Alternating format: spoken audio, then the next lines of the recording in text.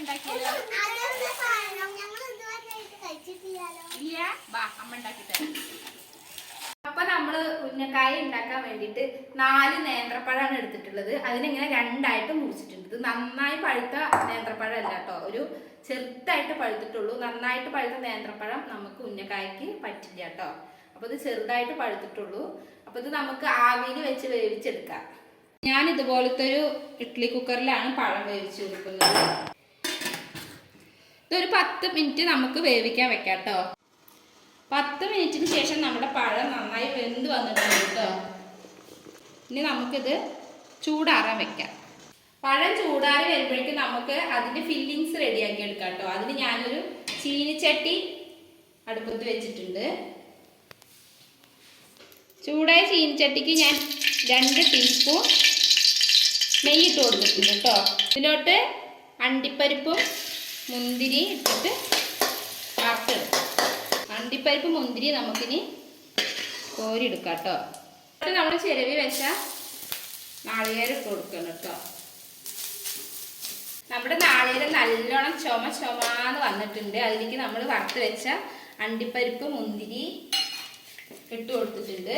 അതിലോട്ട് നമ്മൾ ഏലക്ക ചതച്ച് വെച്ചത് ഇട്ട് കൊടുത്തിട്ടുണ്ട്.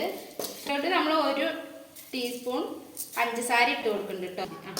അപ്പൊ നമ്മുടെ ഫില്ലിങ്സ് റെഡിയായി വന്നിട്ടുണ്ട് കേട്ടോ. അപ്പൊ നമുക്ക് സ്റ്റൗ ഓഫ് ചെയ്യാം.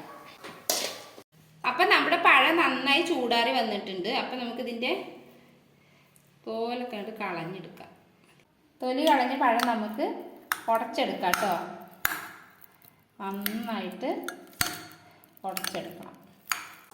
ഇതിലോട്ട് നമ്മൾ അല്പം പഞ്ചസാര ഇട്ട് കൊടുക്കണം കേട്ടോ. നമുക്ക് നന്നായിട്ട് കുഴച്ചെടുക്കാം. കുഴച്ച് വെച്ചിരിക്കുന്ന നേന്ത്രപ്പഴം നമ്മൾ ചെറിയ ചെറിയ ഉരുളകളാക്കിയിട്ട് ഒന്ന് ഈ ഷേപ്പിലാക്കി ഇതിനകത്ത് ഫില്ലിങ്സ് ഇട്ട് കൊടുക്കണം കേട്ടോ.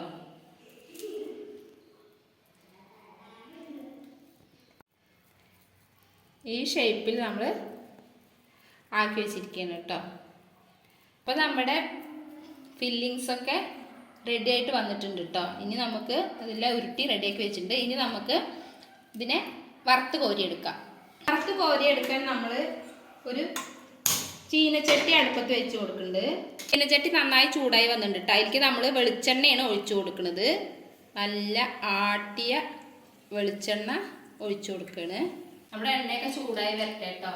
അപ്പം നമ്മൾ കുട്ടികൾക്ക് സ്കൂളിലൊക്കെ പോയി വരുമ്പോൾ ഭയങ്കര വിശപ്പായിട്ടായിരിക്കും വരിക. എല്ലാ കുട്ടികളും നേന്ത്രപ്പഴം എല്ലാ കുട്ടികൾക്കും ഇഷ്ടമാണെന്നില്ല.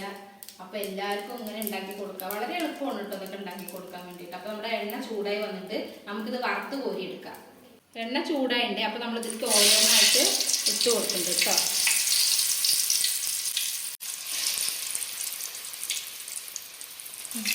കുറേ നേരം ഇത് എണ്ണയിൽ കിടക്കണ്ട കേട്ടോ. ഇതൊന്ന് കളറ് മാറാൻ വേണ്ടി മാത്രമാണ് നമ്മൾ ഇതിന് എണ്ണയിൽ ഇട്ട് കൊടുക്കുന്നത്. അപ്പോൾ ഒന്ന് ഇങ്ങനെ തിരിച്ചിട്ട് കൊടുത്തതിന് ശേഷം നമുക്കൊന്ന് വേഗം കളറ് മാറും കണ്ടോ. അപ്പോൾ നമുക്ക് കളറ് മാറി കഴിഞ്ഞ വഴിക്ക് ഇതിനെ കോരി എടുക്കണം കേട്ടോ. അപ്പോൾ ഇത് വേഗം കളറ് മാറും. അപ്പോൾ നമ്മുടെ ഉന്നക്കായ റെഡിയായി വന്നിട്ടുണ്ട് കേട്ടോ. ഒന്ന് കളറ് മാറിയിട്ടേ ഉള്ളൂ. കളറ് മാറിയപ്പോഴേക്കും ഞാൻ കോരി വെച്ചു. നല്ലോണം കളറ് മാറണമെന്നില്ല. ഇത് നമ്മൾ പഴം വേവിച്ചതാണ്. അതിനകത്തുള്ള ഫില്ലിങ്സ് ഒക്കെ നമ്മൾ വേവിച്ചെടുത്തതാണ്. അപ്പോൾ ഇതൊന്ന് കളറ് മാറിയിട്ട് ഹൈ ഫ്ലെയിമിലിട്ടിട്ടാണ് ഞാൻ കോരിയെടുത്തത്. നല്ലോണം അതിൻ്റെ എണ്ണയൊക്കെ നന്നായി വാർന്നു പോകുള്ളൂ. നമ്മൾ സിമ്മിലിട്ട് പറഞ്ഞാൽ എണ്ണ വാർന്നു പോവില്ല. അപ്പം നമ്മൾ ഉന്നക്കായ റെഡി ആയിട്ടുണ്ട് കേട്ടാ. കഴിക്കല്ലേ? കഴിച്ചിട്ട് എങ്ങനെയുണ്ടെന്ന് പറയ്. കഴിച്ചിട്ട് എങ്ങനെയുണ്ട് പറയാരവേ.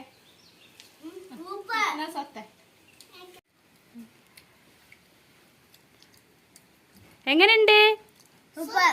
അടിപൊളി. ആ ഇനിയും തരാട്ടോ. സ്വത്ത എങ്ങനെയുണ്ടടാ? സൂപ്പർ. ചൂടുണ്ടോ? അതെ. ആ കഴിച്ചോ, വയറ് നിറച്ച് കഴിച്ചോട്ടാ.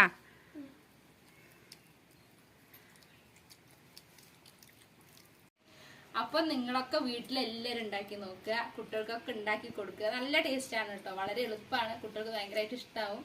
ഭയങ്കര ഹെൽത്തിയാണ്. അപ്പോൾ എല്ലാവർക്കും എല്ലാവരും ഉണ്ടാക്കി നോക്കുക. അപ്പോഴല്ലേ അറിയുള്ളൂ അത് എങ്ങനെയുണ്ട് എന്നുള്ളത്.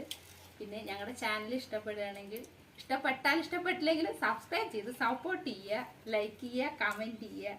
അപ്പോൾ അടുത്ത ഒരു കിടുക്കാച്ചി വീഡിയോ ആയിട്ട് വരുന്നവരേക്കും ബൈ.